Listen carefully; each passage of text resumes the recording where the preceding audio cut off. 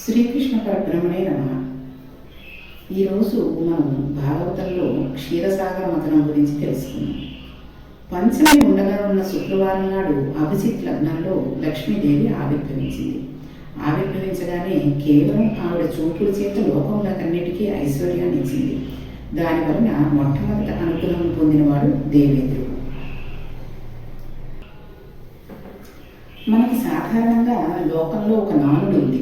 ప్రతి వాడికి ఐశ్వర్యం కావాలి కనుక లక్ష్మీదేవి అనుగ్రహం కోరుకునేవారు ప్రబలంగా ఉంటారు. అలా కోరడం తప్పు కూడా కాదు. లక్ష్మీదేవి అనుగ్రహం ఎలా నిలబడుతుంది? ఇక్కడ ఒక పెద్ద రహస్యం ఒకటి ఉంది. లక్ష్మీదేవి అనుగ్రహం కేవలం లక్ష్మీ పూజల చేత రాదు. శ్రీమన్నారాయణ అనుగ్రహం కలిగితే అమ్మవారి అనుగ్రహం నిలబడుతుంది. ఆవిడ నిత్యానపాయిని. ఆవిడ ఎప్పుడూ భర్తను అనుసరించి ఉంటుంది. అందుకే లక్ష్మీ సహస్రం, లక్ష్మీ అష్టోత్తరం అవి చదివిన తర్వాత తప్పకుండా విష్ణు సహస్రం కానీ లేకపోతే విష్ణు అష్టోత్తరం కానీ చదువుకోవాలి. అలాగే లలితా సహస్రం చదివాక శివ సహస్రం లేకపోతే శివుడికి సంబంధించిన లింగాష్టమం కానీ ఏదైనా చేసుకోవాలి. భాగవతంలో లేదు కానీ అసలు ఐశ్వర్యం వృద్ధి చెందాలంటే ప్రతి ఇంట్లో 3 ఉన్న చోట్ల లక్ష్మీదేవి స్థిర నివాసం చేస్తూ ఉంటుంది. అందులో తులసి చెట్టు ఎండిపోకుండా ఉండాలి. ఇంట్లో మనం తులసి చెట్టు వేసుకున్నప్పుడు ఎండిపోతుంది అని అనుమానం వచ్చిందనుకోండి, దానిని వెంటనే మార్చేయాలి. అందుకే తులసి కోటలో కూడా 2 మొక్కలను వేస్తారు. ఒక మొక్క పెద్దదైపోతున్న కొద్దీ ఒక చిన్న మొక్కను వెంటనే పక్కన వేసేస్తూ ఉండాలి. ఎప్పుడు కూడా తులసి చెట్టు నిద్రపోయింది అంటే ఎండిపోయింది అనే వార్త మనం ఇంట్లో ఉంచుకోకూడదు అన్నమాట. ఇక రెండవది బ్రాహ్మణ సేవ చేస్తూ ఉండాలి. ఇళ్లలో జరుగుతూ ఉండాలి. బ్రాహ్మణులు సమారాధన చేయడం అని వేదం వినడం లాంటివి చేస్తూ ఉండాలి. చూడండి, కార్తీక మాసంలో వాటిలో కూడా ఎక్కువగా బ్రాహ్మణులకి సేవ చేస్తూ వాళ్ళకి భోజనాలు పెడుతూ కనీసం సంవత్సరంలో 2 సార్లైనా పెడుతూ ఉంటే కూడా లక్ష్మీదేవి సంతోషపడుతుంది. ఎందుకంటే మహాత్ములు వచ్చినప్పుడు తన ఇంటిని విధిగా ఇవ్వగలిగిన వాళ్ళ దగ్గర ఐశ్వర్యం ఉంటుంది. అటువంటి వారిని సేవిస్తూ ఉండాలి.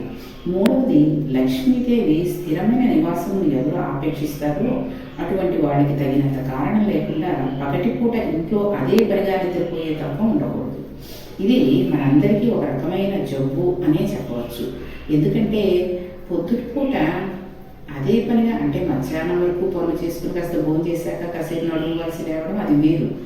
కానీ ఉదయం ఈ రోజుల్లో నైట్ షిఫ్ట్లు కూడా అయిపోయి పిల్లలు కూడా ముఖ్యంగా ఈ లాక్డౌన్ వచ్చి కరోనా వల్ల ఆఫీసులో అవి లేకపోయేసరికి ఉదయం రోజు 6ంటికి లేచే వాళ్ళు కూడా పనే లేదు కదా అని 9 వరకు లేకపోవడం, ఆ 9ంటికి లేచి అప్పుడు బ్రష్లు చేసుకుని అప్పుడు 11 స్నానం చేయడం, 1 గంటకు వంట వండుకోవడం, 3 కాస్త భోజనం చేయడం ఇలా అయిపోతుంది. రాత్రి మళ్ళీ 11, 12 అయ్యేసరికి టీవీ చూడడము, ఆ పనులు చేసుకోవడం, నైట్ డ్యూటీ అని ఆ ల్యాప్టాప్ ముందు కూర్చోవడము జరిగిపోతుంది. కాబట్టి ఉదయం పూట అదే పనిగా నిద్రపోయే తప్ప ఉండకూడదు. అలాగే సాయం సంధ్య వేళ కూడా నిద్రపోవడం మంచిది కాదు. ఎందుకంటే ఈశ్వరుడు, పార్వతీదేవి, పార్వతీ పరమేశ్వరులు ఇద్దరు కూడా లోక సంచారం చేస్తూ ఉంటారు. వాళ్ళు వచ్చినప్పుడు మనం మర్యాద ఇవ్వాలి. కాబట్టి వాళ్ళు వచ్చినప్పుడు మనం నిద్రపోవడం కూడా చాలా తప్పు.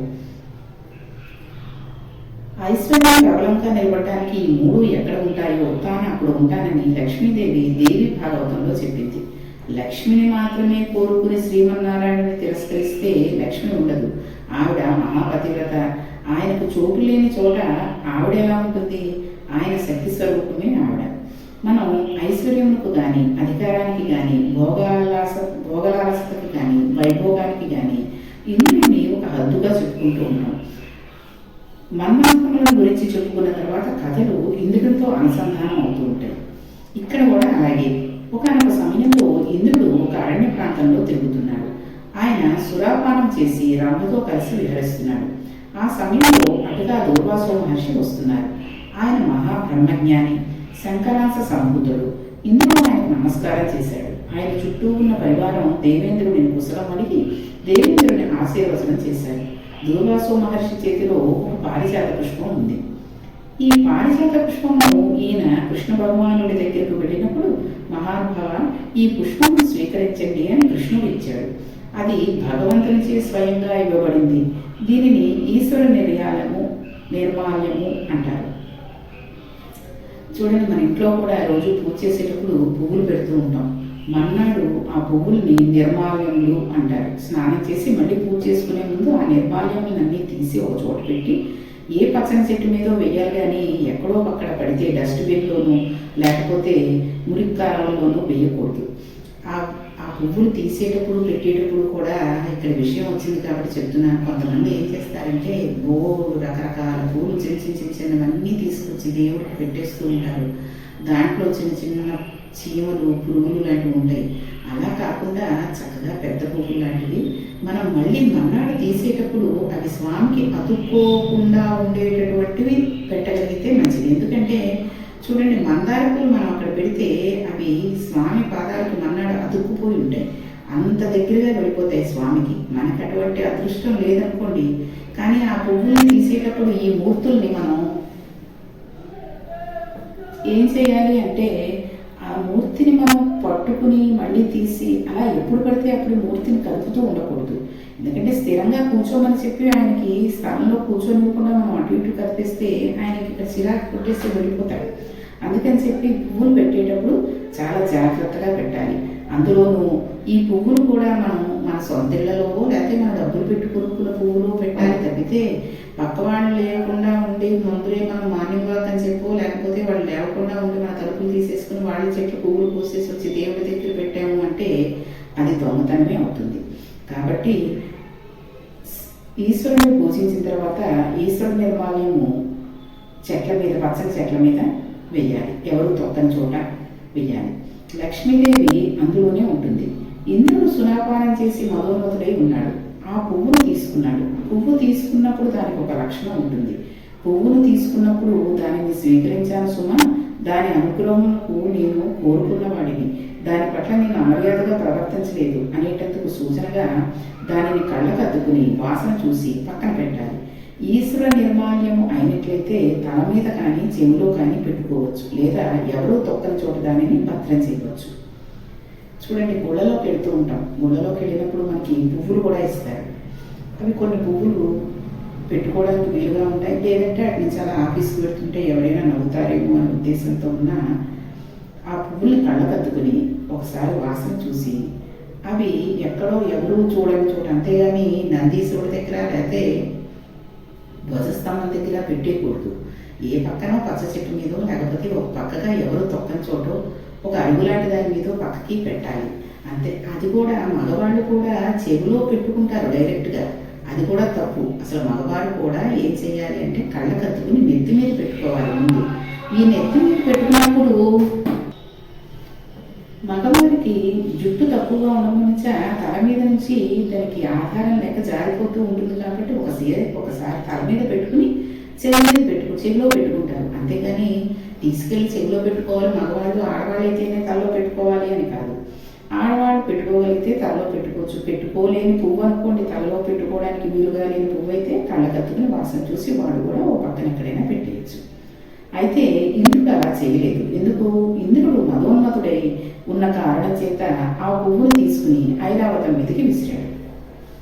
ఇప్పుడు ఇంద్రుడు అలా చేశాడని మనం అనుకుంటాం, కానీ మనలో కూడా చాలా మంది ఊళ్ళకి వెళుతూ ఉంటాం. వెళ్ళిన తర్వాత ఆ వచ్చిన వాళ్ళు ఆదరించబడవలసిన వాడు అనే ఉద్దేశంతో ఈశ్వరుడు మెడలో ఒక పెద్ద పుష్పాహారం తీసి వెళ్ళకిస్తారు. అంటే చూడండి, గుడిలో మెంబర్స్, ట్రస్టీలు అంటారా, వాళ్ళకి ప్రెసిడెంట్లు, సెక్రటరీలు ఇలాంటి వాళ్ళు ఉన్నప్పుడు వాళ్ళ మర్యాద కోసం ఏం చేస్తారు, లేదా కొంత గొప్ప మనుషులు వచ్చినప్పుడు వాళ్ళకి ఈశ్వరుడు మెడలో ఉన్న దండ తీసి, ఈశ్వరుడు అంటే వెంకటేశ్వర స్వామి అవ్వచ్చు, సాయిబాబా అవ్వచ్చు, ఎవరి మెడలోదైనా తీసి వీళ్ళ మెడలో వేస్తారు. ఇలా వేసినప్పుడు వీళ్ళు వెంటనే ఆ దండ తీసుకుని ఓ పక్కకి పెట్టాలి వాసన చూసి. అలా కాకుండా వీళ్ళు చాలా మంది ఏం చేస్తూ ఉంటారంటే ఈ కార్లు ఉన్నవాళ్ళు కారు పోయినట్టు తగిలిస్తూ ఉంటారు. ఈ స్కూటర్లు ఉన్నవాళ్ళు స్కూటర్ హ్యాండిల్స్కి అలా తగిలించేస్తూ ఉంటాడు. ఇక్కడ చూడండి, మనం ఇంద్రుడు ఐరావతం మీద వేయడానికి పుచ్చుకున్న దండని మనం కారు మీద వేయడానికి పెద్ద తేడా ఏముంది? ఎందుకంటే ఐరావతం ఇంద్రుడి వాహనమే కదా. ఇంద్రుడు తనకి ఇవ్వబడిన పారిజాత పుష్పం ఐరావతం మీదకి విసిరేసరికి ఈ ఐరావతంకి విశేషమైన తేజస్సును సంతరించుకుంది. ఇది భగవంతుని నిర్మాల్యము. అది దాని శిరస్సు మీద పడింది. అది దానిని స్వీకరించింది. అది తేజస్సును పొంది ఇంద్రుడిని మోయడం మానివేసి అరణ్యంలోకి వెళ్ళిపోయింది. అప్పుడు దూర్వాస మహర్షి ఇంద్రుడిని చూసి అన్నాడు, నీవు ముకుంద పాదార విందం నుండి వచ్చిన పారిజాత పుష్పమును తిరస్కరించావు కనుక, ఐరావతం మీదికి విసిరావు కనుక నీవు ఉత్తర క్షణం ఐశ్వర్యపుష్టుడు అయ్యేదవు కాక నీకు ఐశ్వర్యం పోతుంది. స్వర్గలక్ష్మి ఇప్పుడే బయలుదేరి స్వస్థానం అయినటువంటి వైకుంఠంలో ఉన్న మహాలక్ష్మిలో ఐక్యం అయిపోతుంది. ఇక నీకు స్వర్గంలో ఐశ్వర్యం ఉండదు అన్నాడు. ఈ మాట అనగానే శత్రువులు వచ్చేస్తారు. ఐశ్వర్యం పోవడానికి ఒక కారణం ఉండాలి కదా. రాక్షసులందరూ వచ్చేశారు, చుట్టుముట్టేశారు, పడగొట్టేశారు. ఇంద్రుని ఐశ్వర్యం పోయింది. ఇప్పుడు ఇంద్రుడికి తన ఐశ్వర్యం పొందడానికి గల కారణం పోవడానికి గల కారణం తెలిసిపోయింది. ఇప్పుడు దేవతలందరూ కలిసి బ్రహ్మగారి దగ్గరికి వెళ్ళారు. మనం కూడా చేయవలసినది ఏమిటో పురాణం చెప్తోంది, వినండి. మనకి కష్ట సుఖాలు వచ్చినప్పుడు మనల్ని మళ్ళా ఓదార్చి గట్టెక్కించడానికి ఏ అనుష్ఠానాలు పెంచుకోవాలో తెలుసుకోవడానికి ఈశ్వర భక్తుడైన వాడిని ఆశ్రయించాలి. ఇంటి పెద్దల్ని కానీ బాగా భక్తి ఉన్నవాడిని కానీ తెలుసుకుని వెళ్ళి ఆయన దగ్గరికి వెళ్ళి మన కష్టాన్ని చెప్పుకోవాలి. దేవతలు ఐశ్వర్యములన్నీ తొలగిపోయిన వారై, తేజస్సు కోల్పోయిన వారై అరణ్యములు పట్టి తిరుగుతూ ఒకనాడు చతుర్ముఖ బ్రహ్మగారి దగ్గరికి వెళ్ళి ప్రార్థన చేశారు. ఇంద్రుడు తాను చేసిన తప్పును చెప్పి బ్రహ్మగారి కాళ్ళ మీద పడి ఏడ్చి, నా ఐశ్వర్యం తొలగిపోయింది, మరలా నాకు ఐశ్వర్యం ఎలా వస్తుంది అని అడిగాడు. అప్పుడు బ్రహ్మగారు అన్నారు, అప్పుడప్పుడు నీవు కండకావరంతో ప్రవర్తిస్తూ ఉంటావు. ఒకప్పుడు బృహస్పతి జోలికి వెళ్ళావు, ఇవాళ దుర్వాస మహర్షి జోలికి వెళ్ళావు, అందువలన ఐశ్వర్యం పోయింది. ఇప్పుడు నీవు మరల ఐశ్వర్యం ఆ పద్మనాభుడి అనుగ్రహంతోనే రావాలి. ఆయననే ధ్యానం చేయాలి అని కన్నులు మూసుకుని ధ్యానమునందు ఉన్నవాడే ఆ పరమాత్మను ధ్యానం చేసి పరమ సంతోషంతో చిరునవ్వు నవ్వాడు. అనగా ధ్యానమునందు జ్యోతకమైన శ్రీమన్నారాయణుడు ఒక మార్గోపదేశం చేశాడనమాట. చూడండి, ప్రతి కష్టానికి ఒక నివారణ ఉంటుంది. కష్టాన్ని తెలుసుకుంటున్నది మనసు. ఆ కష్టముకు విరుగుడు ఆలోచన. మళ్ళీ ఆ మనసులోంచి అది కూడా రావాలి. మనకి ఉన్న కష్టానికి విరుగుడు కొంతకాలం తెలియదు. ఈశ్వరుడు ఆ కష్టమును మన చేత అనుభవింపచేస్తాడు. కొన్నాళ్ళు ఆ కష్టం అనుభవించిన తర్వాత దానికి విరుగుడు తెలుస్తుంది. ఫలానా పని చేస్తే ఆ కష్టం తొలగిపోతుందని తెలుసుకుంటాడు. అదేదో చేసి కష్టం నుండి గడ్డెక్కుతారు. మరి ఇంతవరకు ఆ పని ఎందుకు చేయలేదు? కష్టం అనుభవం చేయడానికి పరమాత్మ ఈ ఆలోచనలు మనలో ప్రవేశించకుండా నిరోధిస్తాడు. మన బుద్ధి ఇలా నిరోధింపబడకుండా ఉండాలి అంటే ఈశ్వరుని ధ్యానం చేస్తూ ఉండాలి. ధ్యానం చేస్తూ ఎవరి పాదములు పట్టుకోవాలో వారి పాదములు మనం పట్టుకున్నాము కనుక ఈశ్వరానుగ్రహం పొంది కష్టం పట్టుకునే శక్తిని పొందుతారు. కష్టం రాకుండా ఉంటుందని మనం ఎప్పుడూ అనుకోకూడదు. మన జీవితంలో మానవులం కదండి, కష్టాలు వచ్చే తీరుతాయి. కష్టం రాకుండా ఉండాలి అంటే మనం ఒక్క పాపం కూడా చేయని వారమై ఉండాలి. అలా చేయని వారమై ఉన్నట్టయితే మనకి కష్టాలు రావు. కానీ మనం ఒక్క పాపం కూడా చేయకపోతే అసలు మనుషులుగా జన్మ ఎందుకు ఎత్తుతాం? అసలు మనుష్య జన్మ రాదు. ప్రారంభం అనుభవించడానికి మనుష్య జన్మలోకి వచ్చాం. ప్రారంభంలో ఈశ్వరుడు కూడా వెనక్కి తీయడు. అది విడిచిపెట్టిన బాణం. విడిచిపెట్టిన బాణాన్ని ఎవరూ ఆపలేరు. అందుకే మహాజ్ఞానులైన వారు కూడా ప్రారంధాన్ని అనుభవిస్తారు. రమణ మహర్షి అంతటి వారి సర్కోమ వ్యాధి వచ్చింది. రామకృష్ణ పరమహంస అంతటి వారికి కంఠంలో రాసుకొండు పుట్టింది. వివేకానందుడు అంతటి వాడికి భరించలేని అనారోగ్యం వచ్చింది. మహాత్ములైన వారికి కూడా అనారోగ్యాలు వచ్చాయి. వాళ్ళు ఉపాసనా బలముల చేత వాళ్ళు తట్టుకోగలిగారు అంతే. కానీ వాళ్ళు ఎందుకు అనుభవించారు? అది తెలుసుకున్న నాడు మనకి కష్టంలో తట్టుకోగలిగే శక్తి వస్తుంది. ఈ తట్టుకోగలిగిన శక్తిలో నుండి ఈశ్వరుని పాదముల నుంచి తప్పుకోలేని విస్మృతి కలిగి స్థితిని పొందుతాం. ఈ స్థితి మనల్ని రక్షిస్తుంది. అందుచేతే భగవంతుని ప్రార్థన చేయండి, మీకు కష్టం రాదు అనకూడదు. మరి అయితే ఈ పురాణాలు వినడం, పూజలు చేయడం ఎందుకు అనుకుంటున్నామంటే ఈశ్వరునికి ఒక శక్తి ఉంది. ఆయన మన కష్టాన్ని తీయడు, కానీ ఒక గొప్ప ఫలితాన్ని ఇస్తాడు. మీకు ఒక భయంకరమైన కష్టం రావాల్సి ఉన్నది అనుకోండి, మనకి ఆ కష్టం వస్తుందని తెలియదు. కాలానందే ఫలితం ప్రకటింపబడుతుంది. భావన చేత పరమాత్మ సంతృప్తిని పొందుతాడు. మనం చేసిన తెలివి తక్కువ పనుల చేత నష్టంను కోర్తించుకుంటాం. నష్టం పూడ్చుకుంటూ మళ్ళీ ఈశ్వరుణ్ణి ప్రార్థన చేస్తూ ఉంటాం. అందుకని ఈశ్వరుని విషయంలో ముందే జాగ్రత్త పడాలి. ఈశ్వరుని గురించి లేనిపోని విమర్శలు అవి చేయకూడదు. కాబట్టి పురాణ కథలు మన జీవితాలు మర్చిపోవడానికి ఒక ఆనందంగా తీసుకోవాలి. ఇక ఇంద్రుడు శరణు కొడితే బ్రహ్మగారు ధ్యానం చేసి కళ్ళు తెరిచి ఏమన్నారు అనే విషయాన్ని రేపటి పారాయణంలో తెలుసుకుందాం. శ్రీకృష్ణ పరబ్రహ్మణే నమః.